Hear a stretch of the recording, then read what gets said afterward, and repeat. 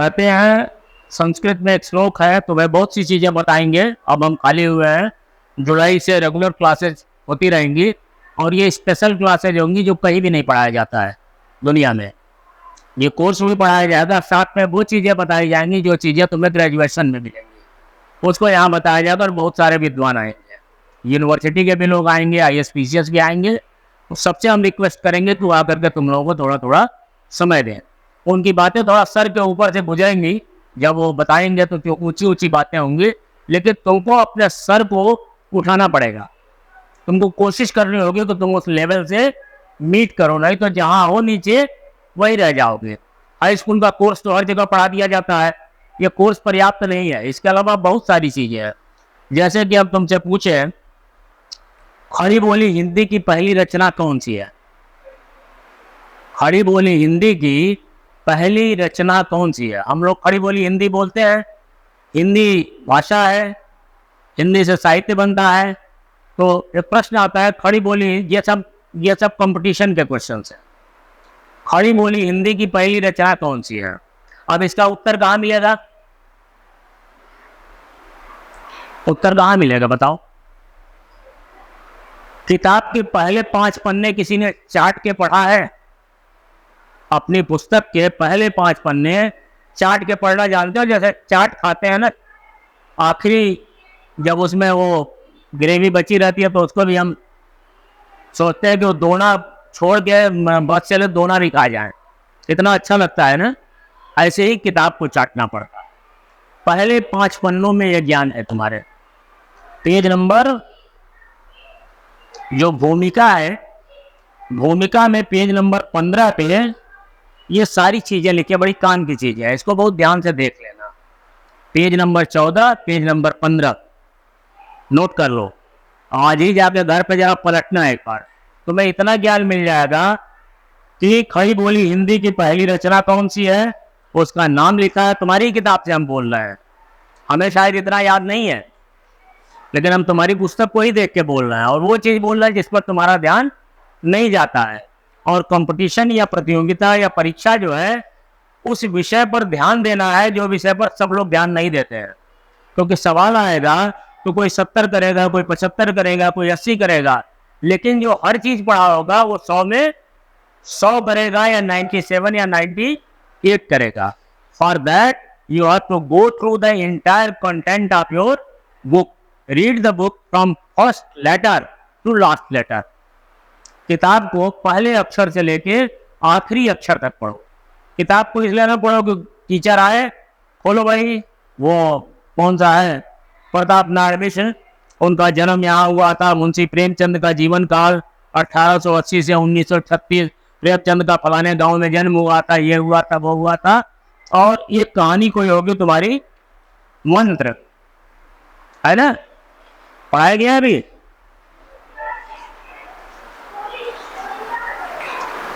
मंत्र कहानी पढ़ाया गया है?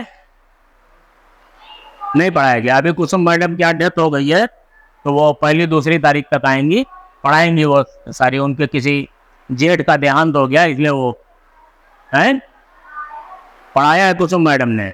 तो फिर बोल क्यों नहीं रहे हो तुम लोग? गूंगे काहे बने हो? पहले तो तुम्हें ये क्लियर होना चाहिए कि तुमने पढ़ा क्या है।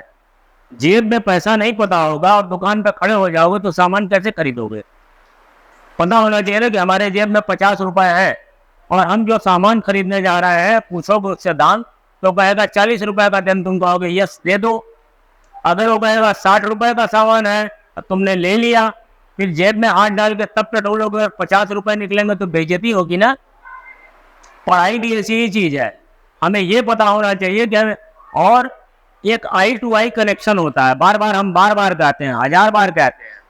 हम लोग जब पढ़ते थे तो टीचर जितना बोलता था वो याद हो जाता था, और हम लोग तुम लोगों की तरह सुविधाएं नहीं थी, लेकिन हम लोग का ध्यान पूरा होता था टीचर पे। वो जितना बोलते थे वो पूरा यहाँ पे बैठ जाता था, ऐसे ही जैसे फिल्म का गाना बैठ जाता है। और अगर टीचर पीरियड के बाद कहे कि दोहरा दो, तो हम वही दोहरा देंगे जो वो बोलता था, तब हम लोग कोई कामयाबी की मंजिल हम लोग चढ़े। पहले बिल्कुल कॉन्सेप्चुअली क्लियर रहो, मतलब हमें जाना कहाँ है, हमें पढ़ना क्या है। 365 दिन है साल में, 365 days you have to you have to study not in school only but at your home. School में तो मान लो 250 दिन का स्कूल होगा, 125 दिन का होगा, गर्मी की छुट्टियां होंगी, जाड़े की होंगी, होली, दिवाली, ईद, बकरीद, ऐसी तमाम छुट्टियां होंगी, उसको लेकर 200 दिन बचेंगे, जहाँ टीचर तुमको बताएगा। टीचर क्यों होता है? Because you people are sitting in a discipline. अगर क्लास में हो तो क्या करोगे? घर पे ऐसे सब लोग बैठेंगे इतनी देर तक? नहीं बैठेंगे। इसीलिए स्कूल होता है कि हम एक मुद्रा में बैठते हैं, हम ध्यान लगाते हैं, इस ब्लैक बोर्ड पे देखते हैं, टीचर कुछ बोलता है और समझते हैं। घर पे तो कोई बोलेगा नहीं, हमें किताब लेके पढ़ना है, लेकिन वो भी बड़े काम की चीज़ है। जो यहाँ पढ़ाया गया वो एक राह है, एक उंगली का इशारा है, बाकी चलना हमें अपने, उंगली चलती नहीं है ना। हम बार बार कहते हैं कि अगर कोई पूछो किसी से बिठौली जाना है तो दिखाएगा चले जाओ इधर, ऐसे निकलो, ऐसे चले जाओ, लेकिन ये कहने से तुम चले तो नहीं जाओगे, तुम्हें चलना होगा, अपने पाँव को सही दिशा में मोड़ना होगा। पढ़ाई नहीं उसी तरह का एक डायरेक्शन। तुम्हें अपना कोर्स पता होना चाहिए। मालूम है ना कि 70 नंबर का प्रश्न होता है, 70 मार्क्स का पेपर होता है। 70 मार्क्स में हिंदी गद्य के विकास का संक्षिप्त परिचय, हिंदी गद्य के विकास का संक्षिप्त परिचय। एक है 5 नंबर का हिंदी पद्य के विकास का संक्षिप्त परिचय, 5 नंबर का, ठीक है। 10 नंबर का यह है। इस 5 पेज नंबर खोल लो, अपनी बुक खोल लो अगर चाहो तो। इसके बाद गद्य और पद्य क्या है? कोई हमें बताया था कि गद्य क्या है, गद्य क्या है और पद्य क्या है। What is prose and what is poetry? English में भी यही सवाल बनेगा। प्रोज क्या है, पोएट्री क्या है, गद्य क्या है, पद्य क्या है, कविता क्या है, निबंध क्या है। तो वो अपनी भाषा में अगर बताओ तो क्या बताओगे?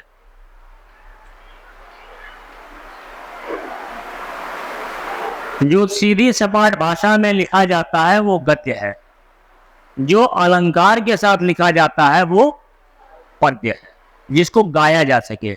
गद्य को गाया नहीं जा सकता है। गद्य के बारे में एक परिभाषा है तुम्हारी किताब में, तुम लोग किताब को पढ़े नहीं हो, शुरू से पढ़ो।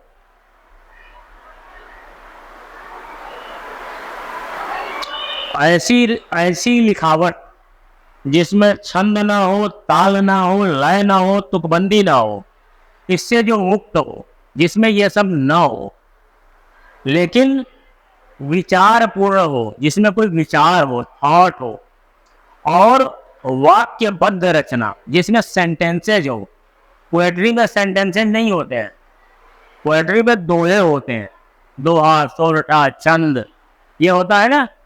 तो जो विचार पूर्ण रचना वाक्यों में लिखी जाती है उसको गद्य कहते हैं। और पद्य इसका उल्टा हो जाएगा। क्या? जो हमने बोला ना ना ना, ये ना हो, ये ना हो, ये ना हो, वही सब जिसमें हो वो हो जाएगा पद्य। क्या होगा? छंद, ताल, लय और तुकबंदी। उसमें तुकबंदी होगी, पहली लाइन अगर होगी जिस तुक में, दूसरी लाइन भी उसी तुक में होगी, ठीक है। तो इस गद्य में भी बता दें, तुम्हें याद रहना चाहिए कि गद्य में तुम्हारा लिमिटेड कोर्स है, पूरा नहीं है। गद्य बहुत बड़ा होता है, ठीक है। गद्य और पद्य दोनों बहुत बड़ा होता है। गद्य में तुम्हारा है हिंदी गद्य के विकास में बहुत सारे युग आते हैं, लेकिन तुमको केवल 2 युग पढ़ना है, भारतेंद्र युग और द्विवेदी युग। ध्यान से सुनो, याद हो जाएगा सब।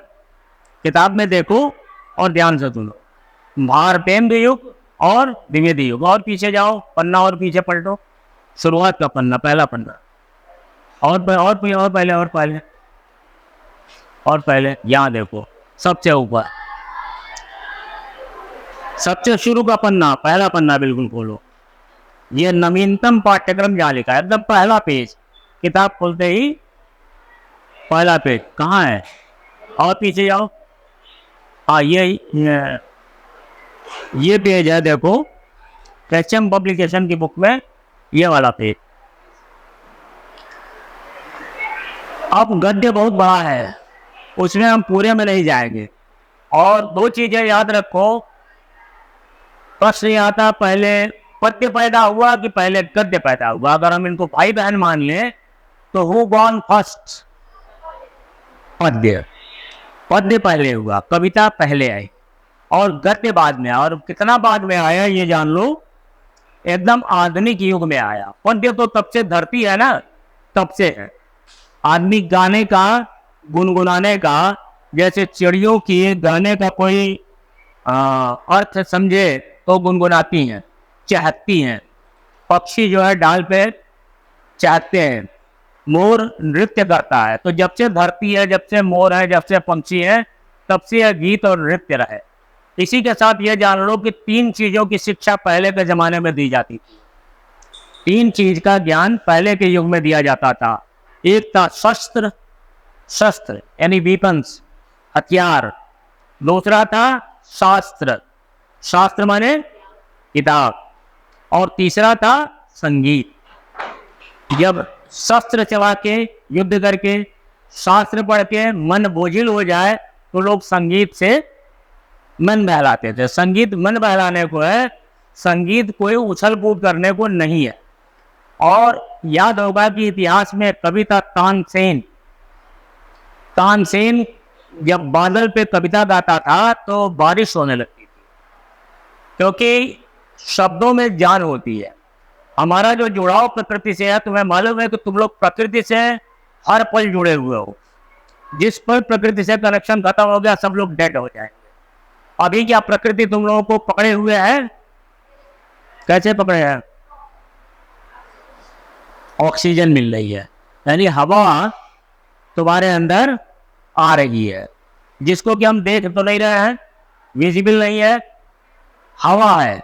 और रोशनी, उजाला जो है हमारी आंखों में नहीं होता है, रोशनी बाहर होती है। अगर इस कमरे को अंधेरा कर दिया जाए तो हमारी आंखें तो वही रहेंगी, लेकिन कुछ दिखेगा? आंखें वही है, दिखेगा कुछ नहीं। यानी रोशनी हमारी आंखों में नहीं बल्कि बाहर के उजाले में होती है, राइट। तो शस्त्र, शास्त्र और संगीत, तीन चीजों का ज्ञान पहले लोग प्राप्त करते थे। और शास्त्र में खगोल शास्त्र पढ़ा जाता था, यानी एस्ट्रोनॉमी, अंतरिक्ष विज्ञान के बारे में लोग तारों का अध्ययन करते थे, चांद का अध्ययन करते थे, सूर्य का अध्ययन करते थे। और तुम्हें मालूम है ना कि पृथ्वी सूर्य के चारों तरफ घूमती है या सूर्य पृथ्वी के चारों तरफ घूमता है?